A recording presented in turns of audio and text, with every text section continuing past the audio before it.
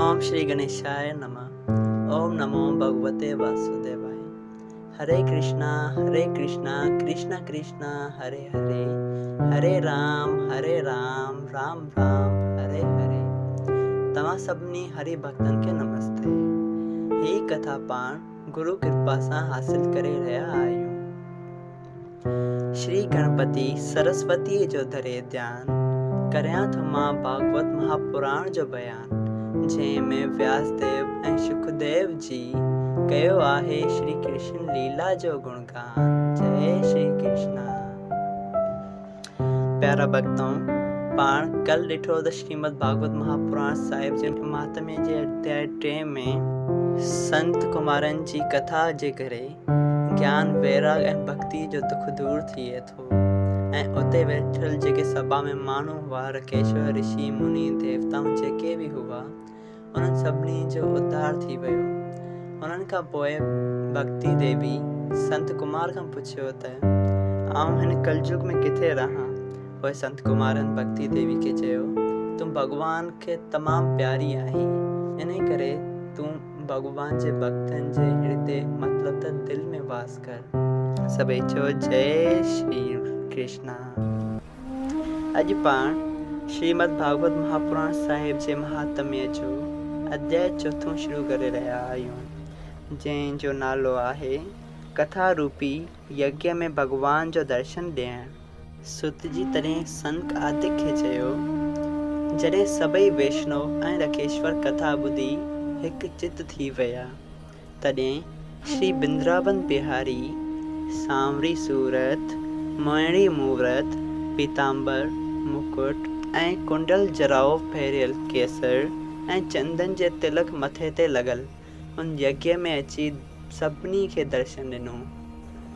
भागवत अमृत रूपी कथा ॿुधण खां अॻे ई वैष्णव साधन खे हृदय में भॻवान जी सावरी सूरत ॾिसण में पिया ही, ऐं कथा खां पोइ श्री कृष्ण भॻवान स्वयं पाण उते अची पधारियो ऐं सभिनी रखेश्वरनि ऐं मुनेश्वरनि खे दर्शन ॾिनो ऐं उन्हनि पंहिंजो जीवन सफलो कयो।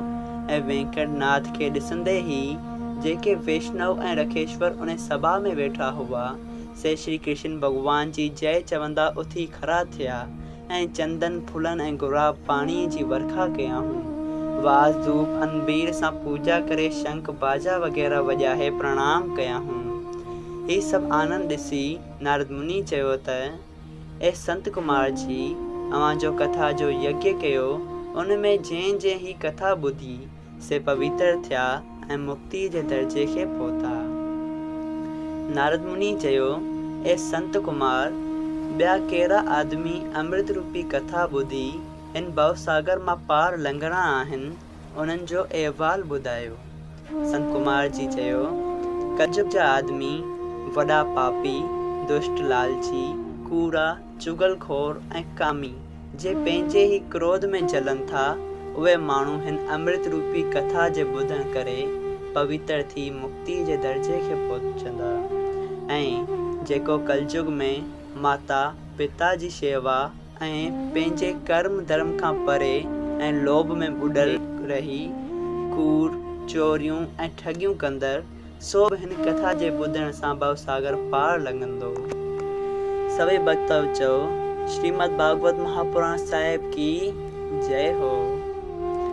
पोइ संत कुमार जी चयो त ए नारद, हाणे मां तोखे हिकिड़े प्राणी जी कथा थो ॿुधायां, तूं कृपा करे ध्यानु ॾेई ॿुध। ॾाखिणी मुल्क में तंगभद्रा नाले हिकिड़ी नदी आहे। उन जे किनारे ते हिकिड़े नंगर में आत्मदेव नाले ब्राह्मण वॾो पंडित तेजवान धर्मात्मा रहंदो हो। संदसि स्त्री धुंधुली नाले राति ॾींहुं संसार जी माया में रहंदड़ पंहिंजे पतीअ खे सभु कंहिं तरह जा दुख ॾींदड़ हुई, पर हू ब्राह्मण ज्ञानी पुरुष परमेश्वर जी कई ते राज़ी रही करे पंहिंजी ज़ाल सां ॾुखिया ॾींहुं पियो ॻारींदो हो।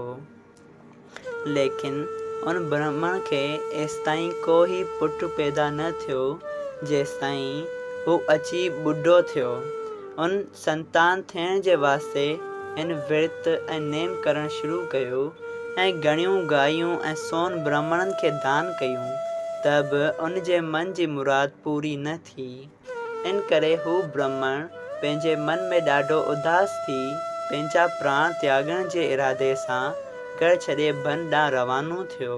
हू बन में वञी इन चिंता में वेही रहियो त हाणे संतान कीअं थिए। एतिरी में भॻवान जे हुकुम अनुसार हिकिड़ो सन्यासी ओचितो उते ई अची लंघियो। ब्राह्मण उन जो तेज ॾिसी घणेई आदर भाव सां उन खे पंहिंजे पासे में विहारियो। तॾहिं उन महापुरुष दया करे ब्राह्मण खां पुछियो त ए देवता, तूं हिन बन में छा लाइ उदास बणियो वेठो आहीं? पंहिंजी चिंता जो अहिवाल मूं सां त कर। इहा ॻाल्हि ॿुधी ब्राह्मण पंहिंजी अखियुनि में पाणी आणे ॾाढे ॾुख सां चयो त मूं पोएं जनम में को अहिड़ो पाप कयो आहे जो मूंखे हिन जनम में संतान नाहे, ऐं पुट जे न हुअण करे मुंहिंजा पितर नरक में वञनि था। इहो ई मूंखे ॾुख आहे। तंहिं करे मां हिन जंग में पंहिंजा प्राण त्यागण आयो आहियां। हिन संसार में जंहिंखे पुट न आहे उन जो जनम वठण ऐं जीअण अजायो आहे। उन जे धन ऐं कुल ते फटकार सम्झणु घुरिजे। ऐं मां अहिड़ो अभागी आहियां जो मुंहिंजे पालियल गऊ बि बिना औलाद जे रहियल आहे ऐं मुंहिंजो पोखियल वण बि फल न ॾींदो आहे। जॾहिं ब्राह्मण उहा ॻाल्हि महापुरुष सां करे विर्लाप करणु लॻो, तॾहिं उन महापुरुष ब्राह्मण खे धीरज ॾेई चयो, तुंहिंजे लाइ मां वीचार करियां थो, तूं घणो न घबराहीं। पोइ उन महापुरुष ब्राह्मण जूं कर्म रेखाऊं ॾिठियूं ऐं पढ़ियूं। तंहिंखां पोइ उन चयो त हे ब्राह्मण, तुंहिंजी रेखाउनि में लिखियलु आहे त तोखे 7 जन्मनि ताईं को बि पुटु थियणो न आहे।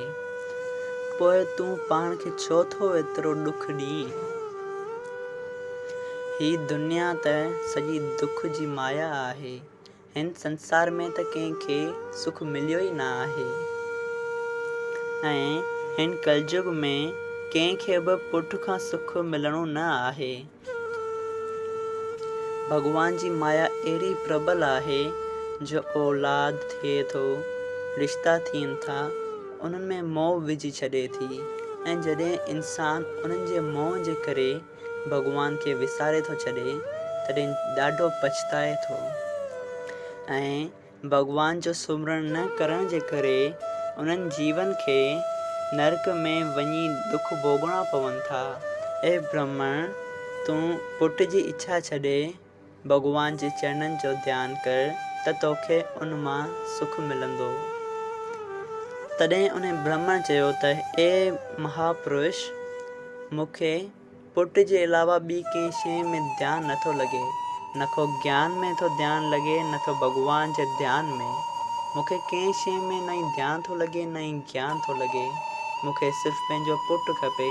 कृपा करे मूंखे हिकिड़ो पुटु ॾियो। जेकॾहिं तव्हां मूंखे पुटु नथा ॾियो, तव्हांजे अॻियां ई पंहिंजा प्राण त्यागींदसि। ब्राह्मण जो हाल ॾिसी सन्यासी चयो ऐं सम्झाइण लॻो त हे पंडित, संतान जे वास्ते राजा चित्रकेत 10,000 राणियुनि सां शादी कई, तॾहिं बि पुट जो सुख प्राप्त न थियसि। अहिड़ी तरह घणेई राजाऊं पुटु मिलण जी उमेद में मरी विया, पर उन्हनि खे पुटु पैदा न थियो। तंहिं करे तूं संतान ऐं पुट जी इच्छा छॾे ॾे।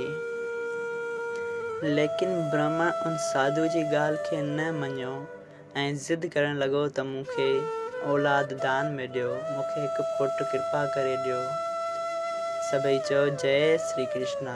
त अगरि तव्हां सभिनी हरि भक्तनि खे हीअ कथा सुठी लॻी हुजे त कृपा करे हिन कथा जे ॿिए पार्ट जो इंतज़ारु कंदा ऐं हिन कथा खे वधि मां वधि शेयर कंदा त ॿियनि हरि भक्तनि जो भलो थिए ऐं तव्हांजो बि भलो थिए।